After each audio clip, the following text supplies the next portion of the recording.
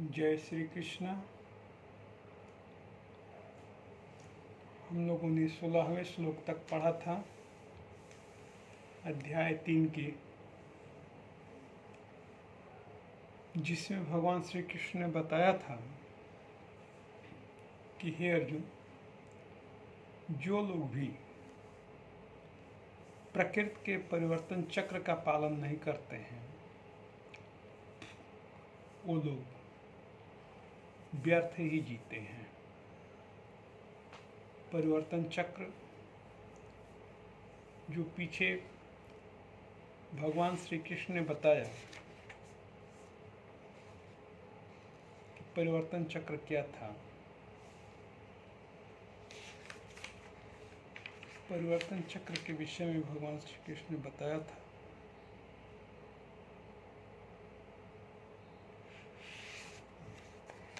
कि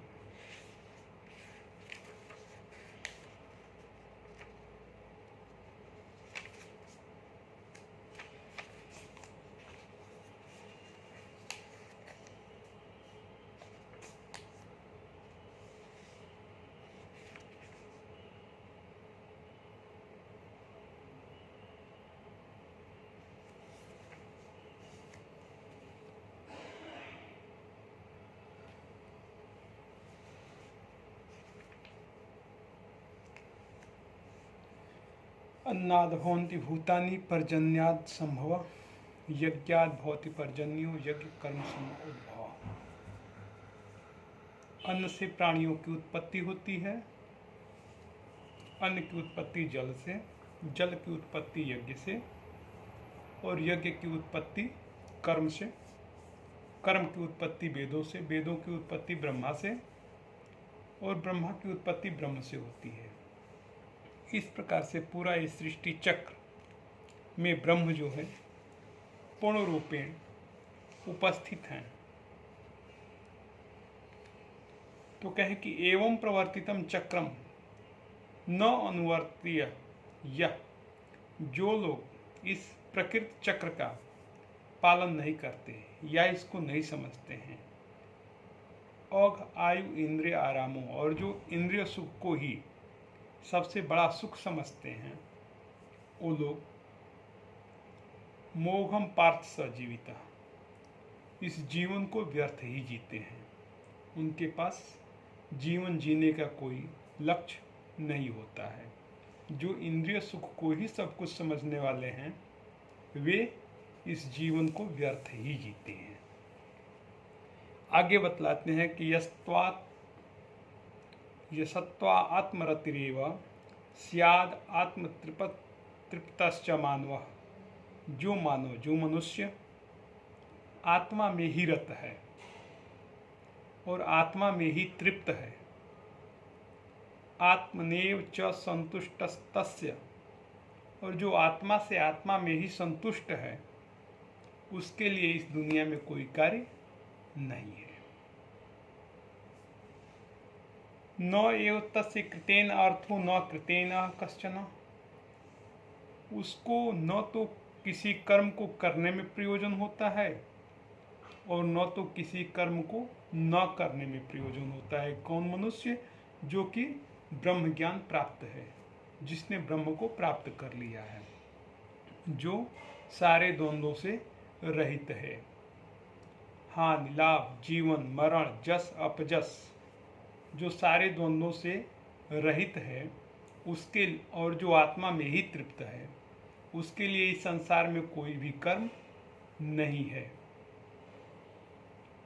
और उसका न तो किसी कर्मों से करने से प्रयोजन होता है और न तो न करने से प्रयोजन होता है।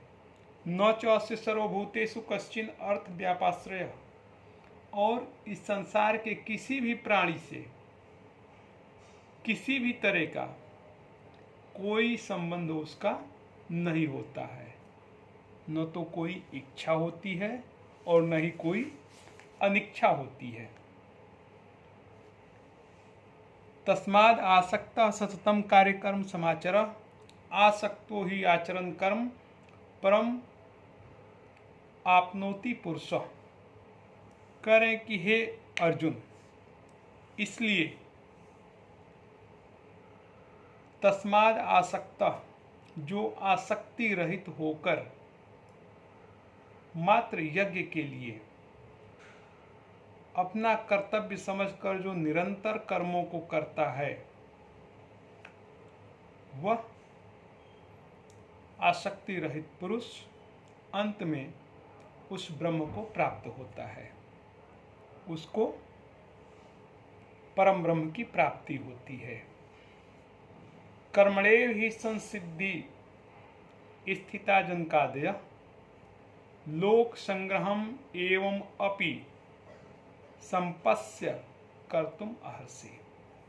और कह रहे हैं कि जिन लोगों को कर्मों की सिद्धि प्राप्त हुई,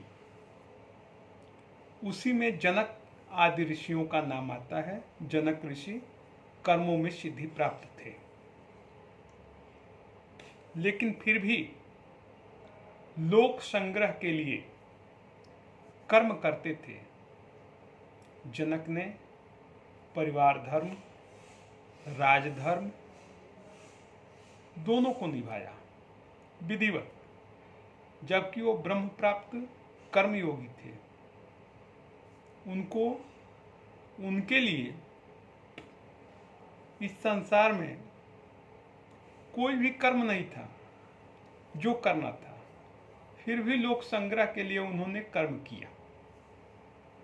इसका एक उदाहरण देते हैं कि एक बार सुखदेव, जो व्यास के पुत्र थे और जन्म लेते ही जंगल में चले गए, जब उनकी सारी शिक्षा संपूर्ण हो गई व्यास के यहाँ से, तो उन्होंने कहा कि एक शिक्षा तुम्हारी बाकी है, जो कि राजा जनक ही दे सकते हैं। सुखदेव के मन में ये शंका उत्पन्न हुई कि राजा जनक एक राजर्षि हैं और मैं एक योगी हूँ, तो एक राजर्षि भला एक योगी को क्या शिक्षा दे सकता है। लेकिन गुरु का आदेश था। राजा जनक के यहाँ गए। राजा जनक ने सुखदेव के मन की बात जान ली और उन्होंने कहा कि हे सुखदेव, आप पहले मेरे राज्य का भ्रमण करके आओ, और जब आप भ्रमण करके आओगे तो फिर आगे की बात करेंगे। उन्होंने सुखदेव को एक कटोरा दिया और कटोरे में पूरा तेल भर दिया और कहा कि आप मेरे राज्य का भ्रमण कराओ, लेकिन ध्यान रहे कि इस कटोरे से तेल गिरना नहीं चाहिए। सुखदेव पूरे राज्य का भ्रमण करके आ गए। राजा जनक ने पूछा कि आपने क्या देखा। सुखदेव ने कहा कि मैं तो बस इस कटोरे के तेल को ही देखता रहा कि ये गिरे ना, इसके सिवा मैं कुछ नहीं देख पाया आपके राज्य में। राजा जनक ने कहा कि जैसे आप कटोरे के तेल को देखते रहे और राज्य में कुछ भी नहीं देख पाए, उसी तरह मेरा ध्यान पूर्ण रूपेण उस परम ब्रह्म में ही है। आपको लगता है कि मैं राजकाज व्यवस्था सारी चीजों में लगा हुआ हूं, लेकिन अंततः मैं कुछ नहीं देखता हूं। सुखदेव को लग गया कि वास्तव में राजा जनक ब्रह्मयोगी हैं। तो राजा जनक ऐसे ब्रह्मयोगी थे। तो कृष्ण ने कहा कि जिस प्रकार से राजा जनक अपने कर्मों को किए, जबकि उनको कर्म करने की कोई जरूरत नहीं थी, उन्हीं लोगों का, अपने पुरखों का अनुसरण करते हुए हे अर्जुन, तुम भी आसक्ति रहित होकर के अपने कर्मों को कर। तुम्हें भी कर्म करना चाहिए। क्यों करना चाहिए? अब बता रहे हैं कि यद आचरित श्रेष्ठ देवतरो जना स यत प्रमाणम कुरुते लोकस्त अनुवर्तते। कह रहे हैं कि एक श्रेष्ठ पुरुष इस संसार में जो भी आचरण करता है, सामान्य जन जो इस संसार में रहते हैं, उसे ही प्रमाण मानते हुए उसी का अनुसरण करते हैं। इसीलिए एक श्रेष्ठ पुरुष को श्रेष्ठ कर्म करना चाहिए, जिससे कि सामान्य जन उसके कर्मों का अनुसरण करें, तभी यह संसार चलता है। करें कि न मे पार्थस्थ कर्तव्यम त्रिश्लोकेषु किंचन। कृष्ण ने कहा कि हे अर्जुन, मेरे लिए इस तीनों लोकों में किंचित मात्र भी कोई कर्म नहीं है जिसे मुझे करना पड़े। नान अवाप्तव्यम वर्तम एव च कर्मणि। इस तीनों लोक में कोई भी ऐसी वस्तु नहीं है जो मुझे अप्राप्य हो, जो मुझे प्राप्त न हो और जिसको पाने के लिए मुझे कर्म करना पड़े। मैं चाहूं तो मुझे कर्म करने की कोई आवश्यकता नहीं है, फिर भी मैं अपने नित्य कर्मों को करता हूं। तो जब मैं कर्म करता हूं तो तुम्हें भी कर्म करना चाहिए। करें कि यदि ही अहम न वर्तेयम जातु कर्मण्यत इंद्रतः। यदि मैं कर्मेंद्रियों के द्वारा इस संसार में आकर के और कर्म न करूं तो मम वर्तानु अनुवर्तन्ते, मेरा अनुसरण करते हुए इस संसार के सारे मनुष्य क्या करते हैं कि मम वर्तानुवर्तन्ते मनुष्या पार्थ सर्वसः। संसार के सारे मनुष्य सब प्रकार से मेरा ही अनुसरण करते हैं। तो यदि मैं कर्मों में न बरतूं, मैं कर्म न करूं तो क्या होगा, उसके विषय में बता रहे हैं कि उत्सीदेव यूर्मि लोका न कुर्या कर्म चेद अहम। यदि इस संसार में आकर के मैं कर्मों में न बरतूं तो क्या होगा कि शंकरस्य च कर्ता श्याम उफान इमाम प्रजा।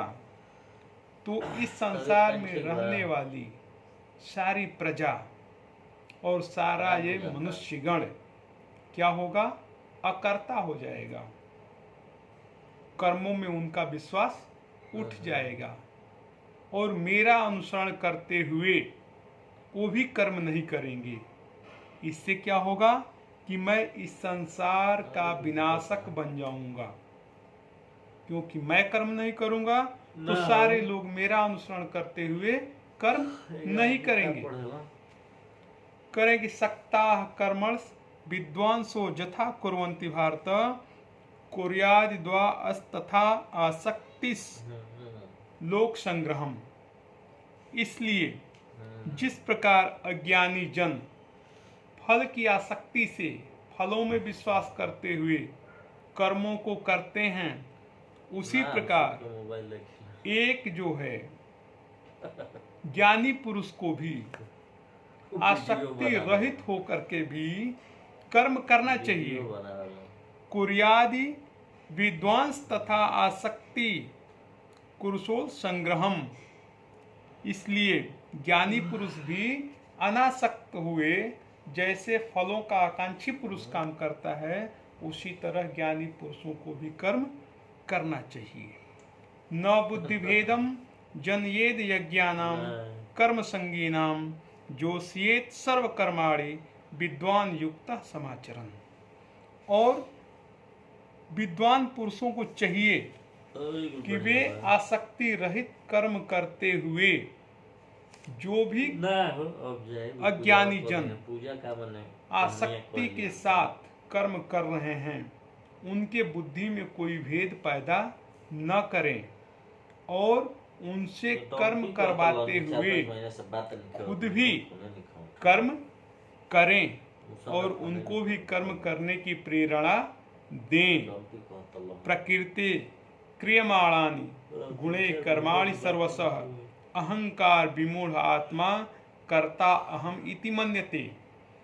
करें कि हे अर्जुन, प्रकृति क्रियमाणानि, प्रकृति से उत्पन्न जो गुण हैं, कौन से गुण, रजोगुण तमोगुण और सतोगुण।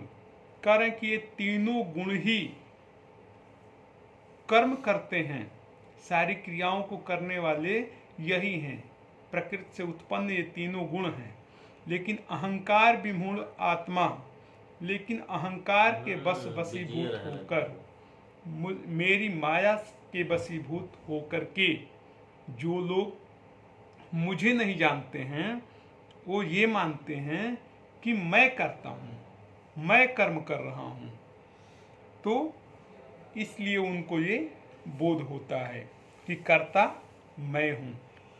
तत्ववित महाबाहो गुण कर्म विभागयो गुणा गुणेषु वर्तन्ति इति मत्वा न सज्जते। लेकिन जो मुझे तत्व से जानते हैं, मुझ परमात्मा को पूर्ण रूप से जानते हैं, जो प्रकृति के गुणों और कर्मों को तत्व से जानते हैं, वे जानते हैं कि गुण ही गुणों में वर्त रहे हैं। इसलिए वो इससे कभी मोहित नहीं होते और इसमें कभी लगाव नहीं रखते।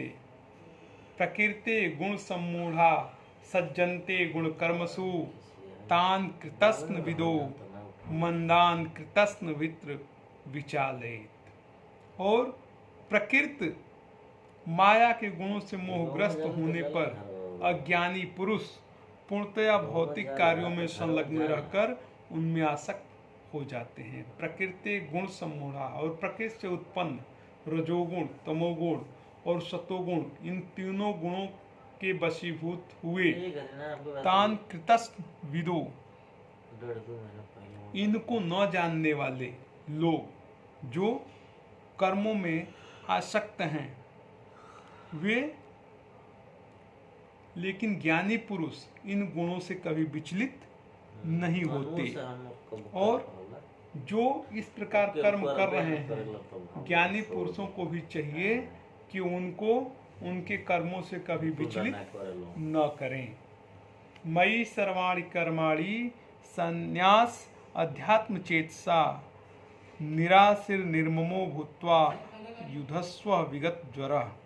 हे अर्जुन, अपने सारे कार्यों को मुझ में समर्पित करके, मयि सर्वाणि कर्माणि, तुम अपने सारे कर्मों को मेरे परायण करके, संन्यास अध्यात्म चेतसा, अपनी पूजा को, अपनी साधना को, सब कुछ मेरे परायण करके, आशा रहित और ममता रहित होकर के तुम युद्ध करो, युद्ध करने के लिए खड़े हो जाओ। इस प्रकार हम लोगों ने अध्याय 3 का 30वें श्लोक तक आज अध्ययन किया। और कल जय श्री कृष्णा।